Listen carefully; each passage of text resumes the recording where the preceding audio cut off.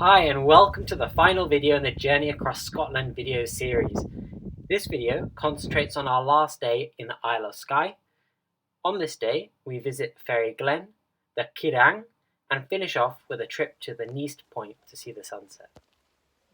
So our first stop is Ferry Glen. Here you can see arguably the most famous feature of Ferry Glen, known as Castle Yuan, a basalt stack that resembles a ruin of a castle. So Ferry Glen is a mixture of grassy hills and rock formations. It really does give the area a somewhat magical feel.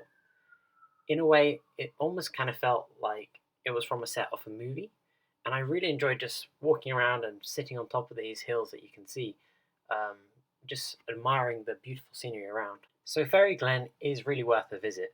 It is quite small though, and it won't take more than an hour to go around all the hills and take in all the lovely views. So our next stop was the Karang, which is also referred to as the larger Ferry Glen, as the landscape was also formed from landslides. The walk is meant to be spectacular, and I've heard really great things about the views that you can get along it.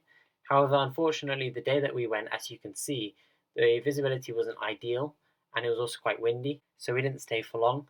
But the usual walk would be about a 2-hour loop from the car park where you start.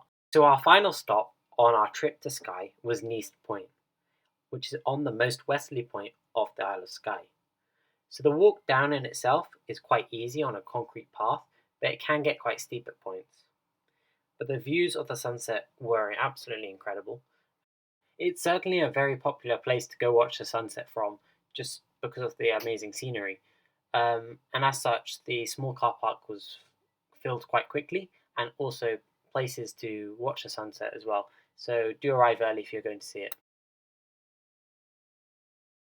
So after our fantastic last day in Skye, we set off early to head back to England. Our next destination was the Lake District, which was a good 6-hour drive. However, this long drive was made tolerable by the amazing scenery. So thank you for joining me in this amazing adventure to Scotland, up Ben Nevis and across Skye.